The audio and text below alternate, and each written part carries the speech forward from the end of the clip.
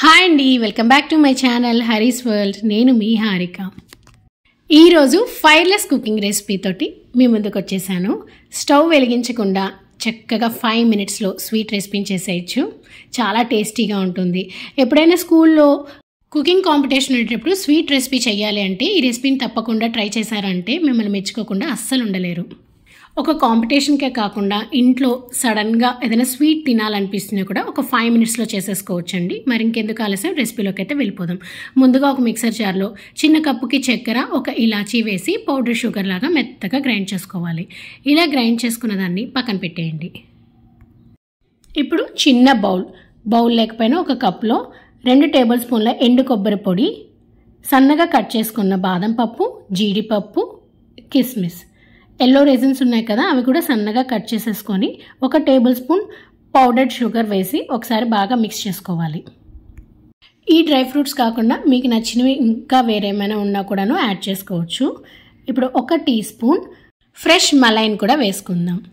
ఎక్కువ అవసరం లేదండి, 1 teaspoon దాకా మలై సరిపోతుంది. ఇప్పుడు ఇలా వేసుకున్న దాన్ని మొత్తం బాగా కలిసేలాగా డ్రై ఫ్రూట్స్, ఈ మలై, షుగర్ పౌడర్ అంతా కలిసేలాగా కలుపుకొని పక్కన పెట్టేసి ఒక మిక్సింగ్ బౌల్లో 1 కప్పు పాలు రూమ్ టెంపరేచర్లో ఉండే విధంగా చూసుకోవాలి. ఇది కొంచెం స్వీట్గా ఉండడం కోసం 1 tablespoon షుగర్ పౌడర్ కూడా వేసి మిక్స్ చేసుకుందాం. ఇలా మిక్స్ చేసుకున్నాక బ్రెడ్ స్లైసెస్ని తీసుకోవాలి. నార్మల్ మిల్క్ బ్రెడ్ ఉంటుంది కదా, మిల్క్ బ్రెడ్ని తీసుకోండి, అదైతేనే మంచి టేస్ట్ వస్తుంది. అంటే బ్రౌన్ బ్రెడ్, వీట్ బ్రెడ్ కాకుండా ఇలా వైట్ బ్రెడ్ ఉంటుంది కదా, ఇది తీసుకోవాలి. నేను ఇక్కడ 4 బ్రెడ్ స్లైసెస్ తీసుకున్నాను. ఈ బ్రెడ్కున్న 4 అంచులు బ్రౌన్ పార్ట్ అయితే ఏదైతే ఉందో దాన్ని కట్ చేసుకుందాం. ఇలా మిగతా బ్రెడ్ స్లైసెస్లో ఉన్న బ్రౌన్ పార్ట్ని కూడా తీసేసి పాలల్లో లైట్గా డిప్ చేయాలి. ఎక్కువసేపు డిప్ చేశారంటే బ్రెడ్ అనేది విరిగిపోతుంది. ఇలా డిప్ చేసిన తర్వాత నేను చూపించే విధంగా లైట్గా ప్రెస్ చేయాలి.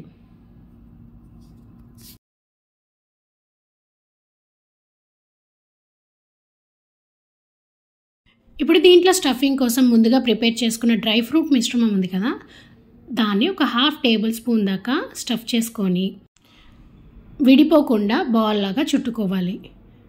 కొంచెం బ్రెడ్ మెత్తపడిపోతుంది కాబట్టి జాగ్రత్తగా చుట్టుకున్నామంటే డ్రై ఫ్రూట్ మిశ్రమం బయటికి రాకుండా ఉంటుంది. కొంచెం రౌండ్గా చేసుకొని లైట్గా ప్రెస్ చేసి అలాగే మిగతావన్నీ కూడా బ్రెడ్ స్లైసెస్ తీసుకొని ఈ విధంగా చేసుకోవాలి. వేరొక మిక్సింగ్ బౌల్లో 3 tablespoons fresh malai, 2 tablespoons milk powder వేసి మిల్క్ పౌడర్, ఫ్రెష్ మలై కలిసే విధంగా బాగా మిక్స్ చేసుకోవాలి. మిల్క్ పౌడర్ వేయడం వల్ల కొంచెం థిక్గా వస్తుందండి. థిక్గా అవసరం లేదు, కొంచెం లిక్విడ్గా ఉన్నా పర్వాలేదు అనుకుంటే మిల్క్ పౌడర్ని స్కిప్ చేసేయచ్చు. కానీ మిల్క్ పౌడర్ వేస్తే మంచి టేస్ట్ కూడా వస్తుంది.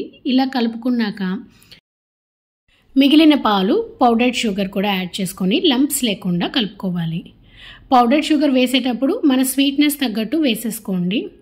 నేను ఇక్కడ గ్రైండ్ చేసిన పౌడర్డ్ షుగర్లో ఒక 1/2 వంతు ఉంచేసేసి మిగతా అంతా యాడ్ చేశాను.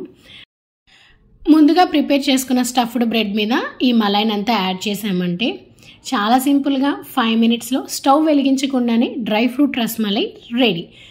గార్నిషింగ్ కోసం పైన నేను కొంచెం పిస్తా పౌడర్ని యాడ్ చేసి అలాగే చెర్రీస్, టూటీ ఫ్రూటీస్ ఉన్నాయి కదా, టూటీ ఫ్రూటీస్ని కూడా వేశాను. ఇష్టం ఉన్న వాళ్ళు చెర్రీస్ వేసుకోండి, చాలా బాగుంటుంది. నా దగ్గర చెర్రీస్ లేవని చెప్పి టూటీ ఫ్రూటీతో డెకరేట్ చేశాను. అంతేనండి, చాలా సింపుల్గా స్టవ్ వెలిగించకుండానే ఈ రెసిపీని ట్రై చేయొచ్చు. మరి ఈ డ్రై ఫ్రూట్ రస్మలై కూల్గా తినాలి అంటే ఒక 1 hour పాటు రిఫ్రిజిరేటర్లో పెట్టి సర్వ్ చేయొచ్చు. లేదు అనుకుంటే ఇలాగే సర్వ్ చేయొచ్చు, చాలా టేస్టీగా ఉంటుంది. మరి ఈ వీడియో కనుక మీకు యూస్ఫుల్ అనిపిస్తే మీకు తెలిసిన వాళ్ళకి, ఫ్రెండ్స్కి, అలాగే ఫ్యామిలీ మెంబర్స్ కూడా షేర్ చేయడం మర్చిపోరు కదా. వీళ్ళు ఎవరైనా నా ఛానల్ని కొత్తగా చూసినట్లయితే సబ్స్క్రైబ్ చేసి నన్ను అయితే సపోర్ట్ చేయండి. Happy cooking, bye.